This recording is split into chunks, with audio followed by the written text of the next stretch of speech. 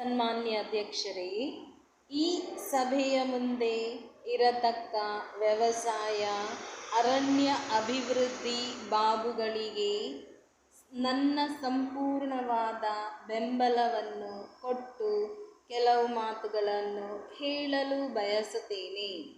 ಸ್ವಾಮಿ, ದೇಶಕ್ಕೆ ಬೆನ್ನುಮೂಳೆಯಂತಿರುವವರು ರೈತರು. ರೈತರಿಂದಲೇ ದೇಶದ ಅಭಿವೃದ್ಧಿ ಆಗಬೇಕು ಎಂಬ ಮಾತನ್ನು ಇವತ್ತು ಒಪ್ಪಿಕೊಳ್ಳುತ್ತಿದ್ದೇನೆ. ಆದರೆ ಇವತ್ತಿನ ದಿವಸ ನಮ್ಮ ದೇಶದ ರೈತರ ಪರಿಸ್ಥಿತಿ ಹೀಗೆ ಇದೆ.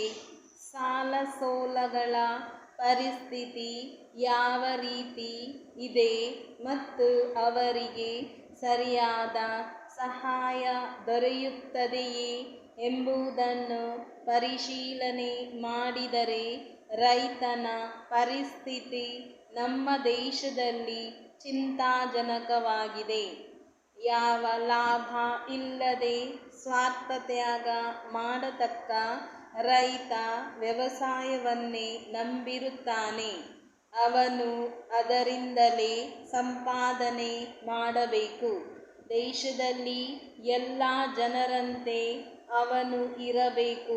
ತನ್ನ ಮಕ್ಕಳನ್ನು ವಿದ್ಯಾವಂತರನ್ನಾಗಿ ಮಾಡಬೇಕೆಂಬ ಮನೋಭಾವ ಇದ್ದಂತಹ ಆ ರೈತ ತನ್ನ ಕಸುಬನ್ನು ಬಿಟ್ಟು ಇತರ ಕಸುಬುಗಳನ್ನು ಅವಲಂಬಿಸಿದ್ದೇ ಆದರೆ ದೇಶಕ್ಕೆ ಬಹಳ ಕಷ್ಟ ಪರಿಸ್ಥಿತಿ ಉಂಟಾಗುತ್ತದೆ ಎಂಬುದನ್ನು ನಾವೆಲ್ಲರೂ ತಿಳಿದುಕೊಂಡಿದ್ದೇವೆ.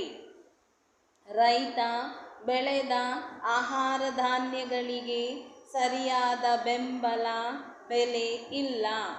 ಈ ವರ್ಷ ಬೆಲೆಗಳು ವಿಪರೀತ ಮೇಲಕ್ಕೆ ಹೋಗುತ್ತಾ ಇರತಕ್ಕ ಸಮಯದಲ್ಲಿ ಇದರಿಂದ ದೇಶದ ಆಹಾರದ ಕೊರತೆ ಉಂಟಾಗುವುದು ಎಂದು ತಿಳಿದು ಬೆಲೆಯನ್ನು ತಡೆಹಿಡಿದಿದ್ದೇವೆ.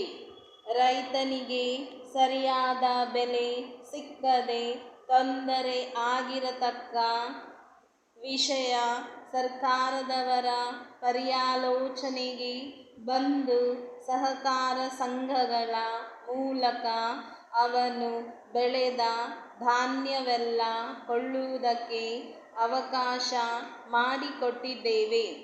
ಆದರೆ ಅವನು ಬೆಳೆದ ಧಾನ್ಯವೆಲ್ಲ ಬಹಳ ಮಟ್ಟಿಗೆ ಮಾರಾಟಗಾರರ ಕೈಗೆ ಹೋಗತಕ್ಕ ಪರಿಸ್ಥಿತಿ ಬಂದಿದೆ.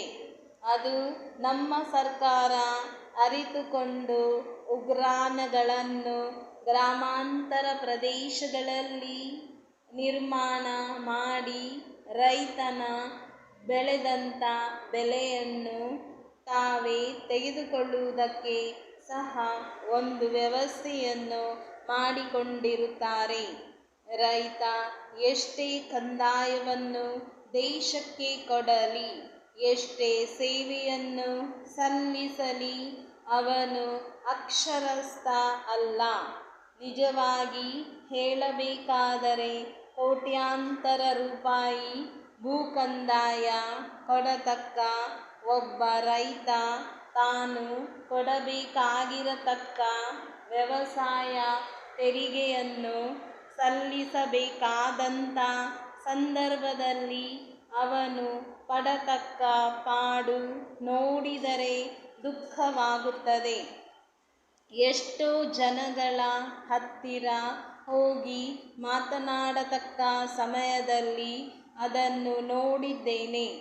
ಈ ಒಂದು ತೆರಿಗೆಯನ್ನು ಒಂದೇ ಸಲ 3 ವರ್ಷ ಅವಧಿಯಲ್ಲಿ ಕೊಡಬೇಕಾದರೆ ರೈತ ಎಂತಹ ಕಷ್ಟಕ್ಕೆ ಸಿಕ್ಕಿದ್ದ ಎಂಬುದನ್ನು ನೋಡಿ ತಿಳಿದುಕೊಂಡಿದ್ದೇನೆ. ರೈತನಿಗೆ ಇರತಕ್ಕ ಮುಖ್ಯವಾದ ಮತ್ತೊಂದು ಕಸುಬು ಎಂದರೆ ಅದು ದನಕರುಗಳನ್ನು ಸಾಕುವುದು.